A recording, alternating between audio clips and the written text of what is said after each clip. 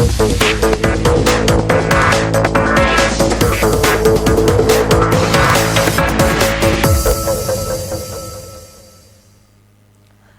High নিউজে সকলকে স্বাগত। সঙ্গে রয়েছি আমি ঋতু। শুরু করছি স্পোর্টস টুডে। আর শুরুতেই দেখে নেব আজকের হেডলাইন্স।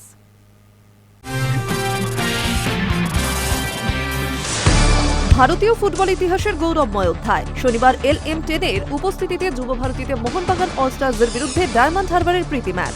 সেই ম্যাচের আগেই ঐতিহাসিক আইএফএ জয়ের প্রতীক হিসেবে বিশেষ জার্সি মেসির হাতে তুলে দিতে চলেছে মোহনবাগান ম্যানেজমেন্ট। কলকাতায় আসার আগে মেসির মুকুটে নতুন পালক। ইন্টার মায়ামির হয়ে সদ্য MLS কাপ জিতেছেন লিওনেল মেসি। ফের MLS এর সেরা প্লেয়ারের তকমা জুড়ল মেসির নামে। 2 ম্যাচ পর চ্যাম্পিয়ন্স লিগ জয় ফিরল বার্সেলোনা। অ্যাসিস্টে নজির করলেন ইয়ামাল। অন্যদিকে ইন্টার মিলানের বিরুদ্ধে 1-0 গোলে জয় পেল লিভারপুলও। ভারতীয়রাই ভরসা। আরসিবিকে চ্যাম্পিয়ন করার কারিগরকে দলে নিল ইংল্যান্ডের ক্লাব। ক্যারিয়ারের নতুন দিগন্তে প্রবেশ দিনেশ কার্তিকের। এবার দ্য 100 প্রতিযোগিতায় তাকে কোচ হিসেবে দেখা যেতে চলেছে।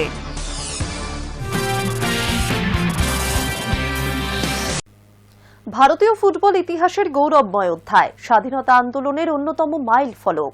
শনিবার LM10-এর উপস্থিতিতে যুব ভারতীতে মোহনবাগান অলস্টার্সের বিরুদ্ধে ডায়মন্ড হারবারের প্রীতি ম্যাচ। সেই ম্যাচের আগেই ঐতিহাসিক আইএফএ শিল্ড জয়ের প্রতীক হিসেবে বিশেষ জার্সি মেসির হাতে তুলে দিতে চলেছে মোহনবাগান ম্যানেজমেন্ট। ভারতীয় ফুটবলের ইতিহাসে গৌরবময় অধ্যায়, স্বাধীনতা আন্দোলনের অন্যতম মাইল ফলক। ঐতিহাসিক আইএফএ শিল্ড জয়ের প্রতীক হিসেবে বিশেষ জার্সি মেসির হাতে তুলে দিতে চলেছেন মোহনবাগান ম্যানেজমেন্ট। ভারতের প্রথম ক্লাব হিসেবে 1911 সাল থেকে এই 29শে জুলাই ইস্ট ইয়র্কার্স রেজিমেন্ট দলকে 1-2 গোলে হারিয়ে প্রথমবার আইএফএ শিল্ড জিতেছিল মোহনবাগান। অমর একাদশের সেই ইতিহাস সবুজ মেরুন সমর্থকদের হৃদয়ে স্বর্ণাক্ষরে লেখা থাকবে। এবার সেই ইতিহাসের সাক্ষী থাকবেন সর্বকালের অন্যতম সেরা ফুটবলার। জানা গিয়েছে 1911-র অনুকরণে তৈরি হচ্ছে বিশেষ জার্সি। ম্যাচের আগে তা তুলে দেওয়া হবে মেসির হাতে। শনিবার LM10-এর উপস্থিতিতে যুব ভারতীতে মোহনবাগান অলস্টারের বিরুদ্ধে ডায়মন্ড হারবারের প্রীতি ম্যাচ। সেই ম্যাচের আগেই ওই জার্সি মেসির হাতে তুলে দেওয়ার কথা রয়েছে। ওই জার্সি ফুটবলের বরপুত্রকে উপহার দেবেন মোহনবাগান সচিব সৃঞ্জয় বোস ও সভাপতি দেবাশিস দত্ত। একাধিক প্রাক্তন তারকারাও থাকতে পারেন। মেসির ভারতে আসার যত সময় এগিয়ে আসছে ততই যেন উন্মাদনা বাড়ছে ভক্তদের মধ্যে। কলকাতায় এসে সল্টলেক স্টেডিয়ামে গোটা কনসার্টে অংশ নেওয়ার পাশাপাশি লেকটাউন মোড়ের কাছে তার নিজের 70 ফুটের মূর্তি উদ্বোধন করার কথা। এতদিন ঠিক ছিল তিনি নিজে যাবেন মূর্তি উদ্বোধন করতে, কিন্তু মঙ্গলবার জানা গিয়েছে নিরাপত্তার কারণে তিনি হোটেল থেকেই ভার্চুয়ালি মূর্তি উদ্বোধন করতে পারেন। যিনি মেসিকে ভারতে আনছেন সেই স্পোর্টস প্রমোটার শতদ্রু দত্ত বলেন, বর্তমানে যা পরিস্থিতি তাতে ওর যাওয়া নিয়ে নিরাপত্তাজনিত কিছুটা সমস্যা হওয়ায় হোটেল থেকে ভার্চুয়ালি উদ্বোধন করবেন নিজের মূর্তি। 13 ডিসেম্বর সকাল থেকে সেই মূর্তি উদ্বোধন হবে। এই লেকটাউন মোড়ে এর আগে মারাদোনা এসে নিজের মূর্তি উদ্বোধন করে গিয়েছেন কয়েক বছর আগে। শুক্রবার গভীর রাতে শহরে পা দিয়ে বাইপাসের ধারে একটি অভিজ্ঞ হোটেলে উঠবেন লিওনেল মেসি। কলকাতায় অনুষ্ঠান শেষে ওই দিন দুপুরেই হায়দ্রাবাদে উড়ে যাবেন Messi. High news network.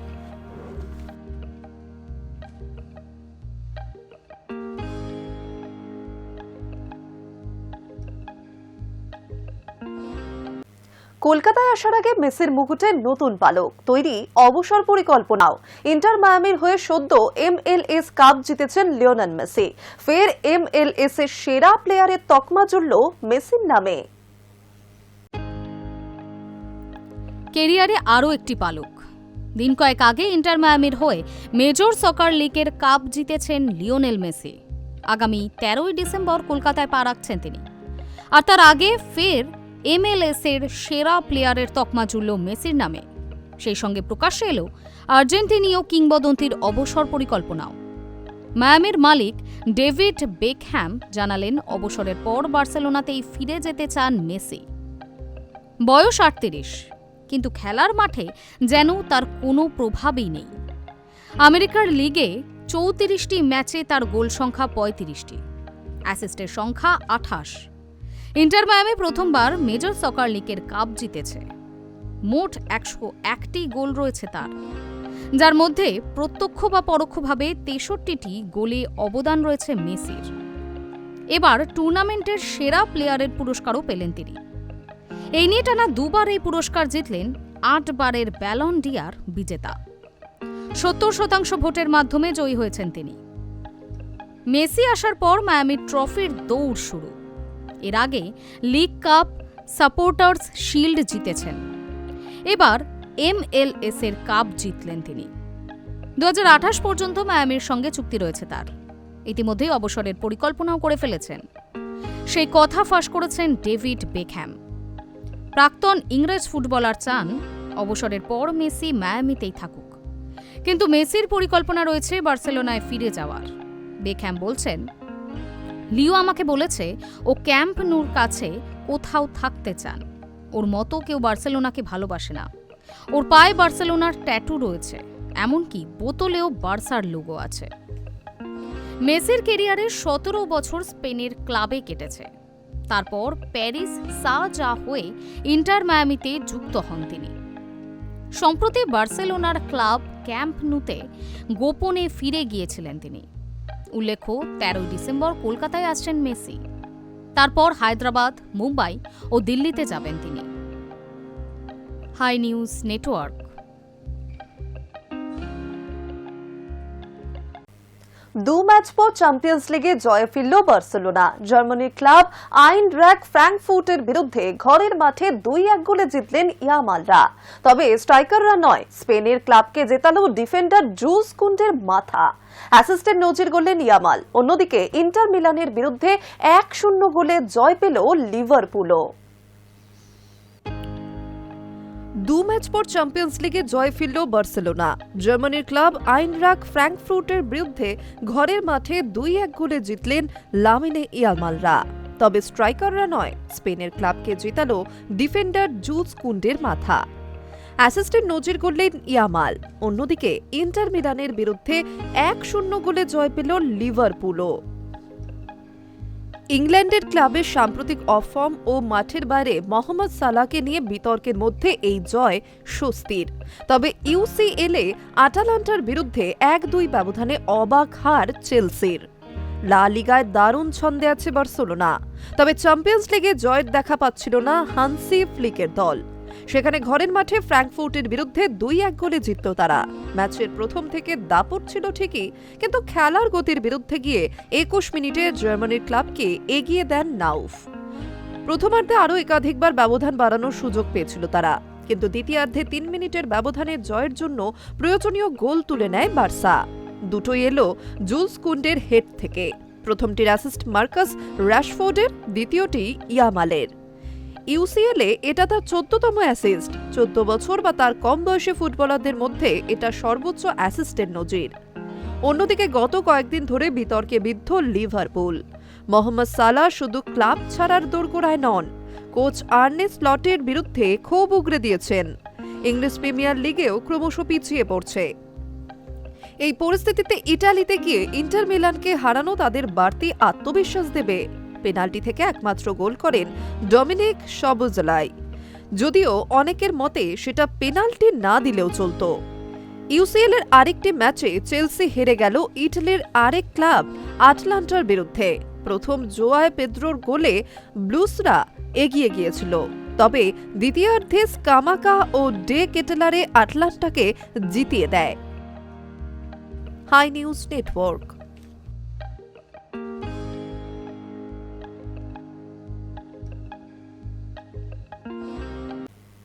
FIFA football বিশ্বকাপে বড় বদল। নিয়ম অনুযায়ী ফুটবল ম্যাচ হওয়ার কথা 90 মিনিটের, কিন্তু এবার প্রতিটি ম্যাচ হবে অন্তত 96 মিনিটের। তবে এই অতিরিক্ত 6 মিনিট খেলার জন্য নয়।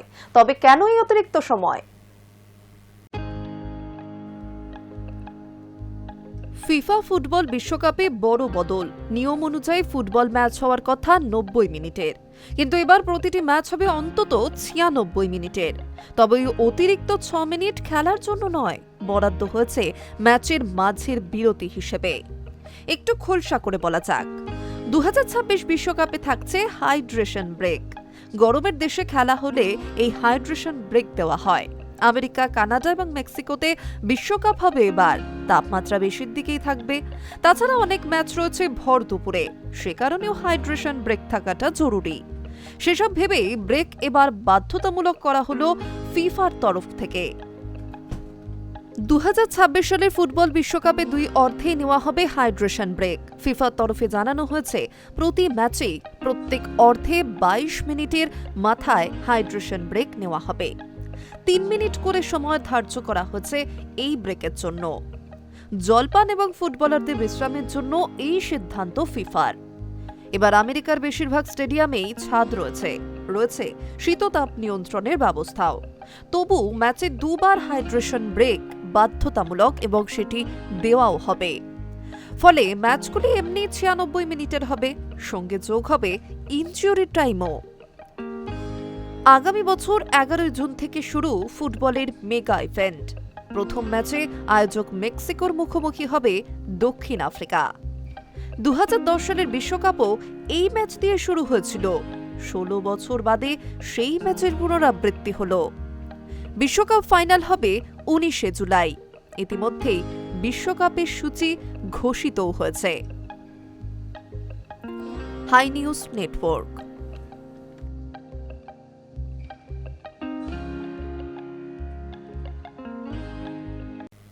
ভারতীয়রাই ভরসা। আরসিবিকে চ্যাম্পিয়ন করার কারিগরকে দলে নিল ইংল্যান্ডের ক্লাব। কেরিয়ারের নতুন দিগন্তে প্রবেশ দীনেশ কার্তিকের। এবার দ্য 100 প্রতিযোগিতায় তাকে কোচ হিসেবে দেখা যেতে চলেছে। কেরিয়ারের নতুন দিগন্তে প্রবেশ দীনেশ কার্তিকের। এবার দ্য 100 প্রতিযোগিতায় তাকে কোচ হিসেবে দেখা যেতে চলেছে। লন্ডন স্পিরিটের মেন্টর এবং ব্যাটিং কোচ হিসেবে নিয়োগ করা হয়েছে তাকে। এই প্রথম আইপিএল এর বাইরে কোনো ফ্র্যাঞ্চাইজি দলে কোচিং স্টাফে দেখা যাবে কোনো ভারতীয়কে। কার্তিককে নতুন দায়িত্ব দিয়ে উচ্ছ্বসিত ফ্র্যাঞ্চাইজিটি। এক বিবৃতিতে তারা লিখেছেন, লন্ডন স্পিরিটে ডিকে স্বাগত জানাতে পেরে খুবই আনন্দিত। তিনি খেলাটাকে যেভাবে নিজের মতো করে ভাবেন তা সত্যিই অসাধারণ। তার অভিজ্ঞতা দলকে সমৃদ্ধ করবে। ফ্র্যাঞ্চাইজিটি টিম ইন্ডিয়ার প্রাক্তন ক্রিকেটারকে ঘিরে স্বপ্ন দেখতে শুরু করেছে। 2025 সালে রয়্যাল চ্যালেঞ্জার্স বেঙ্গালুরুর মেন্টরের ভূমিকায় দেখা গিয়েছিল কার্তিককে। 18 বছর পর চ্যাম্পিয়নও হয়েছিল বিরাট কোহলির দল। আরসিবিকে চ্যাম্পিয়ন করার কারিগরকে দলে নিল ইংল্যান্ডের ক্লাব। 2024 সালে আইপিএল এর পরেই ক্রিকেট থেকে অবসর ঘোষণা করেছিলেন এই উইকেট রক্ষক। এরপর দেশের বাইরে বেশ কিছু প্রতিযোগিতায় চুটিয়ে খেলেছেন তিনি। আইএল টি20তে তিনি শারজা ওয়ারিয়র্সের হয়ে খেলেছিলেন। নতুন দায়িত্ব পেয়ে কার্তিক বলেন, লন্ডন স্পিরিটে যোগ দিতে পেরে রোমাঞ্চিত। ওদের পরিকল্পনা শুনে আমার খুবই ভালো লেগেছে। ইংল্যান্ডে কাজ করতে পারবো ভেবে খুবই ভালো লাগছে। ভারতীয় দলের হয়ে ওয়ানডেতে আমার অভিষেক হয়েছিল লর্ডসের মাঠে। শেষ টেস্টও খেলেছিলাম এখানে, তাই লর্ডস আমার মনের খুবই কাছে। সামনের বছর সবাইকে একসঙ্গে দেখতে পাবো। অসাধারণ ক্রিকেটারদের সঙ্গে কাজ করতে পারবো ভেবে আর তর সইছে না। উল্লেখ্য, প্রতিযোগিতার শুরু থেকেই খেলছে লন্ডন স্পিরিট, তবে 5 মরশুমে একবারও ফাইনালে জায়গা করে নিতে পারেনি তারা। High news network.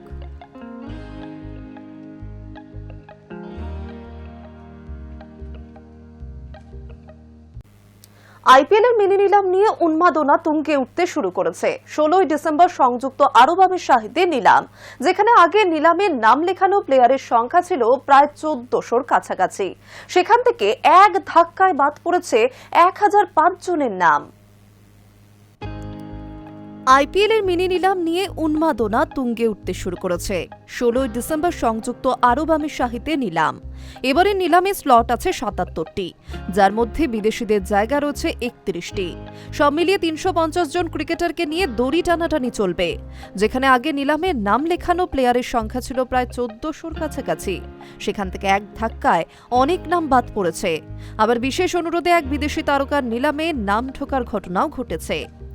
প্রাথমিকভাবে জানা গিয়েছিল এবারের আইপিএল মিনি নিলামের জন্য নাম লিখিয়েছেন প্রায় ১৪০০ জন ক্রিকেটার। ১৪টি দেশ থেকে ক্রিকেটাররা আছেন এই তালিকায়। কিন্তু এতজনকে তো নিলাম টেবিলে তোলা সম্ভব নয়, তাই যোগ্যতা অনুযায়ী ঝাড়াই বাছাই করা হয়েছে। সেখান থেকে ১০০৫ জনকে বাদ দেওয়া হয়েছে। এবার ৩৫ জন নতুন ক্রিকেটারের নামও নথিভুক্ত হয়েছে, যাদের নাম আগে নিলাম তালিকায় ছিল না, যার মধ্যে বড় নাম বলতে আছেন কুইন্টন ডি কক। সম্প্রতি দক্ষিণ আফ্রিকার তারকা ভারতের বিরুদ্ধে ওয়ানডেতে সেঞ্চুরি করেছেন। জানা গিয়েছে একটি ফ্র্যাঞ্চাইজি তাকে কিনতে আগ্রহী। তারা আলাদা করে বিসিসিআইকে অনুরোধ করে প্রোটিয়া তারকার নাম নিলামে ঢোকাতে। তবে মহা নিলামে তার ন্যূনতম মূল্য ছিল ২ কোটি টাকা। সেখানে এবার তার ন্যূনতম মূল্য রাখা হচ্ছে ১ কোটি। গতবার ডিককে কলকাতা নাইট রাইডার্স কিনেছিল। এছাড়া বিদেশিদের মধ্যে দুনিত ওয়াল্লাগে বা কুশল পেরেরার নাম নতুন নথিভুক্ত হয়েছে। সব মিলিয়ে বিসিসিআই তালিকায় এখন নাম সংখ্যা ৩৫০। জানা গিয়েছে ১৬ই ডিসেম্বর ভারতীয় সময় দুপুর ২:৩০ সময় নিলাম শুরু হবে। প্রাথমিক নিলামের পর দলগুলিকে বলা হবে অবিকৃত প্লেয়ারদের তালিকা জমা করতে। সেই অনুযায়ী পরবর্তী নিলাম। উল্লেখ্য, নাইটদের হাতে ৬৪.৩ কোটি টাকা রয়েছে। ২ কোটি টাকা মূল্যে যে ৪৫ জন ক্রিকেটারের নাম লিখিয়েছেন তার মধ্যে ৪৩ জন বিদেশি। দেশীয় প্লেয়ার রয়েছেন শুধুই ২ জন। ভেঙ্কটেশ আইয়ার, যাকে গতবার কলকাতা নাইট রাইডার্স ২৩.৫ কোটি টাকা দিয়ে কিনলেও এবার ছেড়ে দিয়েছে। এছাড়া রয়েছেন লখনৌ সুপার জায়ান্টসের প্রাক্তন cricketer Ravi Bishnoi. Hi news network.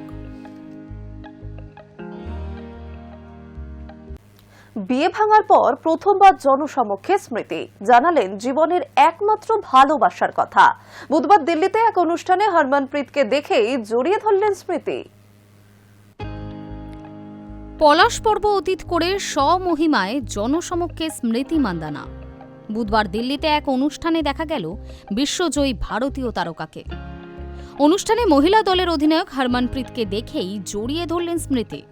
আর সেই অনুষ্ঠানেই মনের কথা খুলে বললেন তিনি। জানালেন জীবনে কাকে সবচেয়ে বেশি ভালোবাসেন। গত ২৩ নভেম্বর গায়ক পলাশের সঙ্গে গাঁটছড়া বাঁধার কথা ছিল স্মৃতির।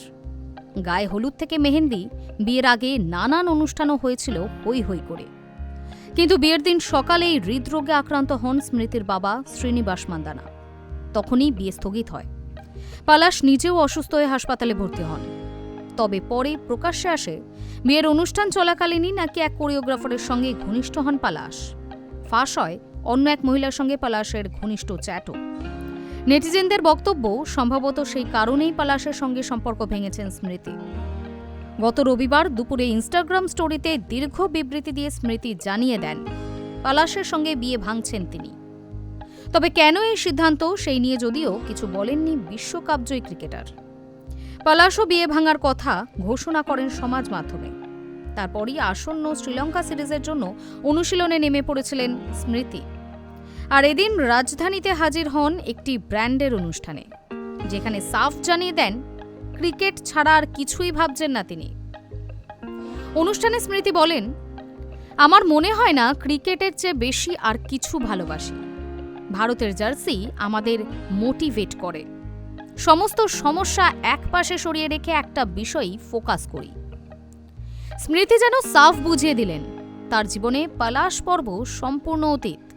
আবারও ২২ গজে নিজের সেরাটা উজাড় করে দেওয়াই তার পাখির চোখ। উল্লেখ্য, আগামী ২১শে ডিসেম্বর থেকে শ্রীলঙ্কার বিরুদ্ধে ৫ ম্যাচে টি-২০ সিরিজ শুরু ভারতীয় দলের। ইতিমধ্যেই ঘোষিত হয়েছে ১৫ জনের দল। দুঃস্বপ্ন ভুলে এখন সিরিজেই ফোকাস স্মৃতির। High news network.